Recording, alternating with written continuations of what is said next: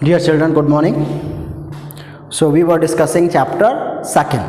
कल हम लोग chapter second डिस्कस कर रहे थे and as we have discussed that in chapter second there are दो parts हैं.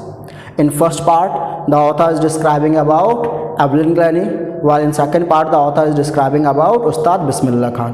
तो कल हम लोगों ने फर्स्ट पार्ट डिस्कस किया हुआ था, आधा डिस्कस कर चुके थे, that was about Evelyn Glennie. तो कल हम लोगों ने डिस्कस किया था that Evelyn Glennie was 17 years old while she was going to the prestigious Royal Academy of Music in London. तो जब स्टोरी शुरू कर होती है, she was at the platform station. She was feeling quite nervous, quite excited also because it was her first day. So she was going there. उसके बाद बताया गया that how she has become deaf. When she was 8 years old, her deafness was first noticed. और कैसे notice की गई थी? That one day when she was waiting to play the piano, her turn came. Her name was called, but she didn't move. तो उसकी माँ को लगा perhaps something was wrong with her. But her deafness was confirmed at the age of 11. 11 की थी जब उसकी deafness confirm हुई. कैसे confirm हुई? When her marks deteriorated. So one day her principal called her parents and asked her to take to the specialist. उसे कहा इसको specialist के पास लेकर जाइए. And when they took her to the specialist, then they came to know that her hearing power was damaged because of the gradual nerve damage. And both of them were advised that she must be fitted hearing aids and she must be taken admission in the school of deaf and dumb. तो कहते it seemed to me as if everything has become black. ऐसा लग रहा था चारों तरफ अंधेरा छा गया, सब कुछ खत्म हो गया. यहाँ तक हम लोगों ने कल किया हुआ था. आज पैरा थर्ड से पढ़ना है. कहती but Evelyn was not going to give up, though her teacher said and the doctor also said that she must be fitted hearing aid. कैसे अब क्या कानों की मशीन लगवा दो, इसे उस स्कूल में एडमिशन दिलवा दो जहाँ को ऐसे बच्चे रहते हैं, गूंगे बहरे बच्चे पढ़ते हैं, जहाँ इशारों में बात करना सिखाया जाता है. But Evelyn Glennie was not going to give up. Give up का मतलब क्या होता है? हार मान लेना. एवलिन ग्लैनी डिसाइड कर लिया कि वो हार नहीं मानेगी. She would lead her life just like a normal child. वो अपना जीवन वैसे ही जिएगी जैसे नॉर्मल चाइल्ड जीते हैं. She was determined to lead a normal life and pursue her interest in music. And she decided that she would lead her life just like a normal child, कि वो अपना जीवन वैसे ही जिएगी जैसे एक नॉर्मल चाइल्ड जीता. And she would not leave music also, और वो म्यूजिक को छोड़ेगी नहीं. She would pursue her interest in music. जो उसका म्यूजिक में इंटरेस्ट है, उस इंटरेस्ट को आगे बढ़ाएगी. One day she noticed a girl playing a xylophone and decided that she wanted to play it too. So one day when she was in school, she saw that a girl was playing xylophone. Xylophone a kind of musical instrument. उसने देखा school में एक बच्ची xylophone बजा रही थी. She was also fascinated towards that. वो भी अट्रैक्ट हुई and she decided that she herself would play it. उसके मन में आया मैं भी इस म्यूजिकल इंस्ट्रूमेंट को प्ले करूँगी. लेकिन होता क्या है कि जब आपके अंदर थोड़ी सी कमी है तो लोग उस कमी को बड़ा बना देते हैं, क्योंकि जब आप उस काम को करने जाते हैं तो लोग पहले डिस्करेज करने लगते हैं. अरे तुम नहीं कर पाओगे, तुमसे ये नहीं हो पाएगा. और जैसे ही हमारे दिमाग में निगेटिविटी आ जाती है, जैसे हमें खुद लगने लगता है कि हम ये नहीं कर पाएंगे, फिर हमसे नहीं हो पाता है. और अगर वही हम डिटरमाइंड हो जाते नहीं हमें करना ही, हम कैसे नहीं होगा, हम करके रहेंगे तो उस काम को हम जरूर कर लेंगे. तो यही एवलिन ग्लैनी के साथ हुआ. जब उसने कहा कि मुझे जाइलोफोन प्ले करना है तो क्या हुआ? Most of the teachers discouraged. So most of the teachers said that you are completely deaf. आप पूरी तरीके से बहरी हैं. You can't hear even a single thing. आपको कुछ भी सुनाई नहीं देता. How you can play the xylophone. आप जाइलोफोन कैसे प्ले कर सकती हैं? आप इसे प्ले नहीं कर पाएंगे, आप रहने दीजिए, आप मत करिए. तो ज़्यादातर टीचर्स ने तो ये कहा. But percussionist Ron Forbes spotted her potential. But a percussionist, a drum player, there was a teacher whose name was Ron Forbes. Ron Forbes नाम के टीचर थे जो ड्रम बजाते थे. He spotted her potential, strength. उन्होंने उसकी ताकत को पहचान लिया और उन्होंने उससे कहा कुछ नहीं. What he did? He started playing 2 drum. उन्होंने 2 ड्रम बजाने शुरू कर दिए.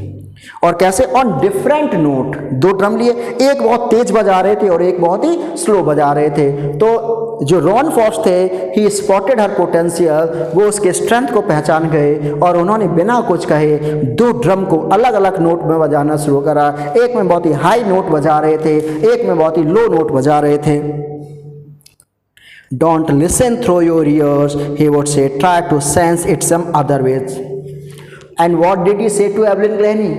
और उन्होंने एवलिन से ये नहीं कहा कि तुम नहीं कर पाओगे, उन्होंने कहा दैट यू couldn't hear, आप सुन तो नहीं सकते हो। I am playing the music, मैं इस म्यूजिक को प्ले कर रहा हूँ। You have to do one thing, तुम्हें एक काम करना है, you have to try to sense it some other way, क्योंकि आप कानों से नहीं सुन सकते हैं, तो आपको क्या करना होगा, आपको उस म्यूजिक को किसी भी दूसरे तरीके से सेंस करना होगा, फील करना होगा। तो मैं बजा रहा हूँ, उसको फील करने की कोशिश करिए। Says Evelyn, suddenly I realized I could feel the higher drum from the waist up and the lower one from the waist down. And then Evelyn Glennie tried her best just to feel the music. जब उसके teacher ने कहा कि सुनने की कोशिश मत करिए, कोशिश इसे फील करने की करिए, so कहती when I tried hard, जब मैंने बहुत कोशिश की, then I realized, तब मुझे एहसास हुआ that the drum that was playing on high note, कि वो ड्रम जो बहुत ही हाई नोट पर बजाया जा रहा था, I could feel that note from upper part of my body.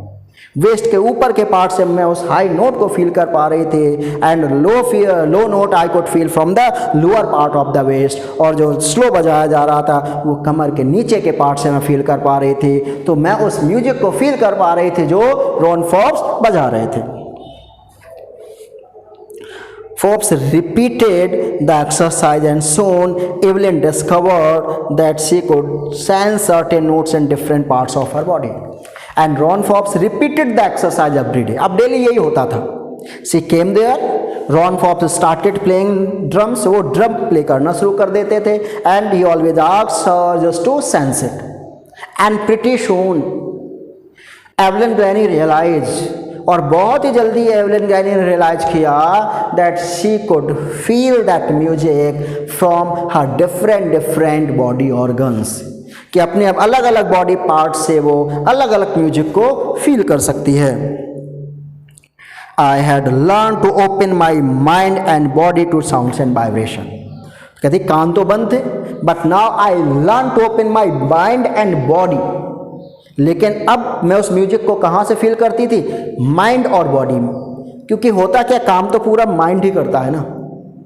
अगर कोई कुछ फेंकता भी है तो क्या माइंड रिस्पॉन्ड करता है, आपको एकदम से हाथ आता है। तो यही हुआ, माइंड और बॉडी क्या दोनों चीज़ें जो ने इसको म्यूजिक को फील करना शुरू कर दिया। The rest was share determination and hard work. तो कहते लोग सुनते हैं, मैंने फील करना शुरू कर दिया। Now rest was share determination and hard work. अब क्या था, अब मेरे डिटर्मिनेशन पर, मेरे हार्ड वर्क पर मेरी सक्सेस डिपेंड कर रही थी।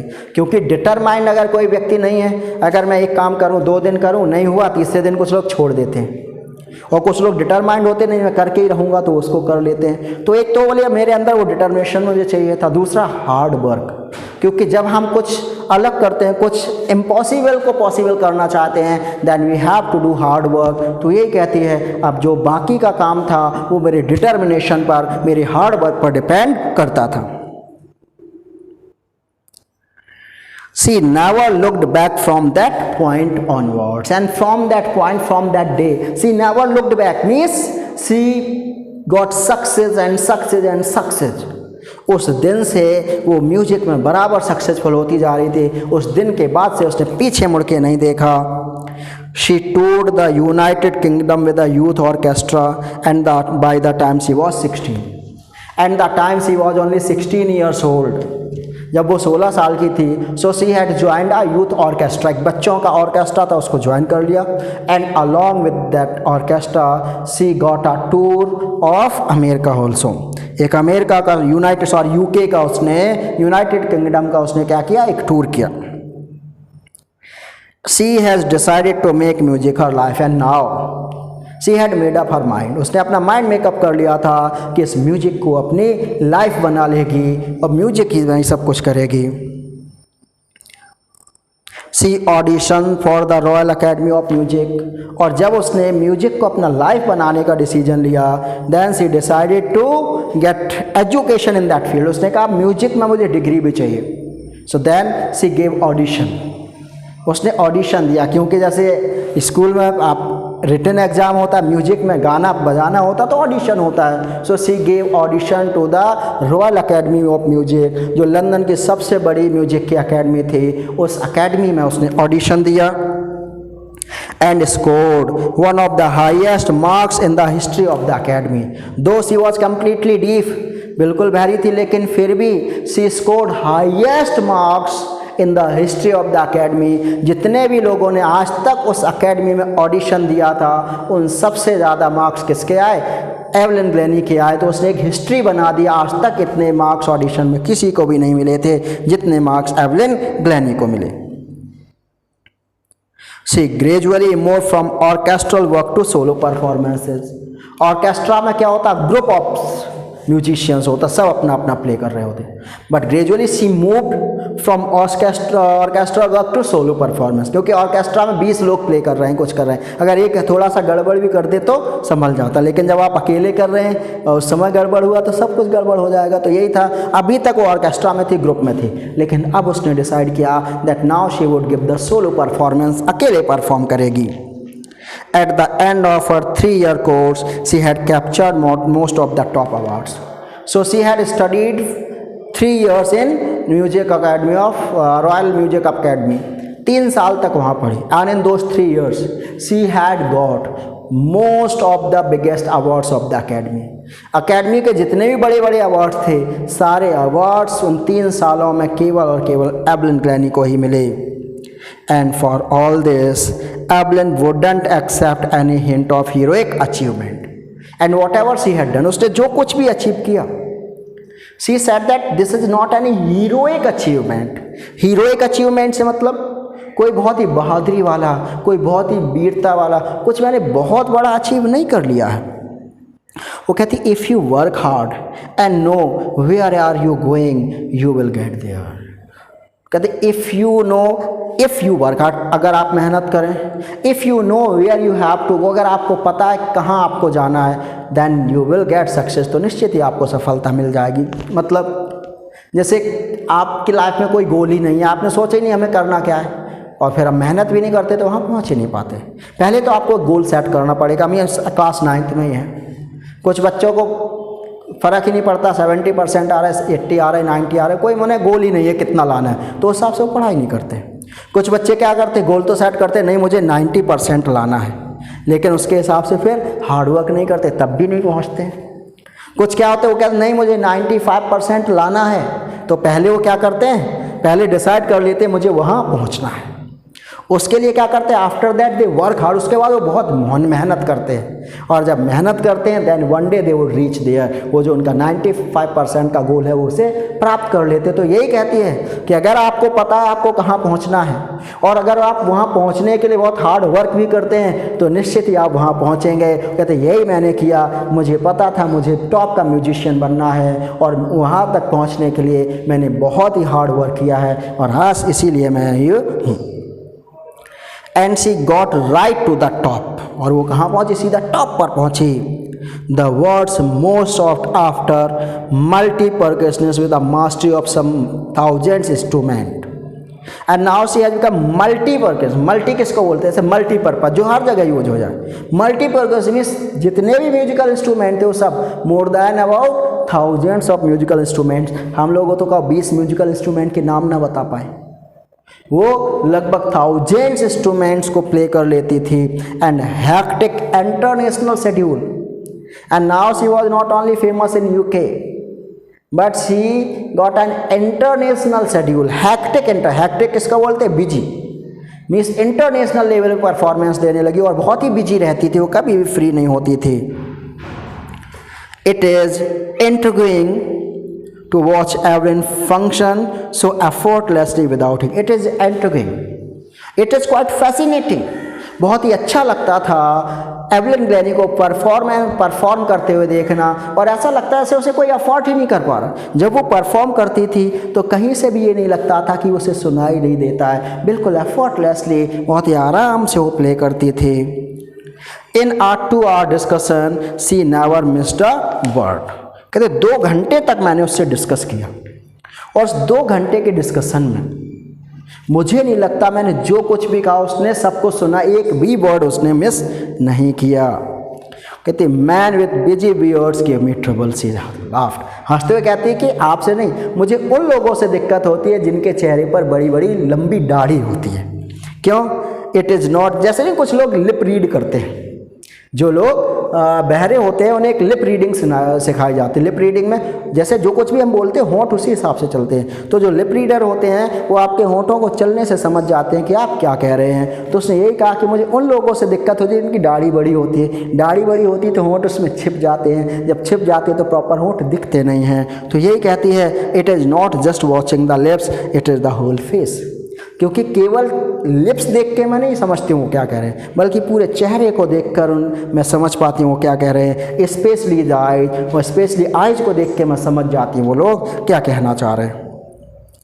सी speaks flawlessly with the Scottish lilt. She speaks flawlessly, flawless में फ्लुएंटली, बिल्कुल फ्लुएंटली बोलती है। और कौन सी? स्कॉटिश लेट, स्कॉटिश लैंग्वेज में वो फ्लोलेसली सुन नहीं पाती है। मोस्टली आपने देखा होगा जो लोग सुन नहीं पाते वो बोल भी नहीं पाते हैं, जो जन्म से होते। लेकिन ये क्या जन्म से तो नहीं थी, तो ये बोल नहीं पाती थी, सुन नहीं पाती थी, लेकिन बोलती फ्लुएंटली थी। My speech is clear because I could hear till I was 11। उसे ही कहा आई कुड स्पीक फ्लोलेसली, मैं इसलिए क्लियर बोल पाती हूँ, मैं इसलिए इतने फ्लो में बोल पाती हूँ क्योंकि मैं कब तक सुन सकती थी?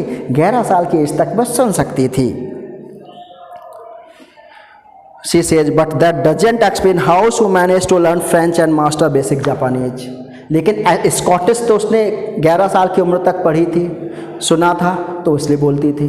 लेकिन वो केवल स्कॉटिश ही नहीं बोल पाती थी, वो फ्रेंच भी बोल लेती थी, वो बेसिक जापानी भी बोल लेती थी। ये उसने कभी नहीं बताया कि उसने ये फ्रेंच, ये जापानी लैंग्वेज कहाँ से सीखी है।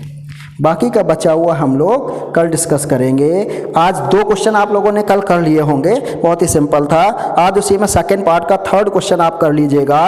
Who helped her to continue with music. Music continue करने में उसकी हेल्प किसने की थी? Percussionist Ron Forbes. What did he do and why, उन्होंने क्या किया और क्यों किया? तो उन्होंने क्या किया था? Started playing 2 drums with different note and asked her not try to hear the music, try to sense it some other way. क्यों किया? Because he recognize her potential, वो समझ गए थे ये लड़की कर सकती है। तो 3rd क्वेश्चन भी कर लीजिएगा। कल हम लोग इसके को कंप्लीट कर लेंगे और उसके रिमेनिंग क्वेश्चन आंसर्स डिस्कस कर लेंगे। Thank you.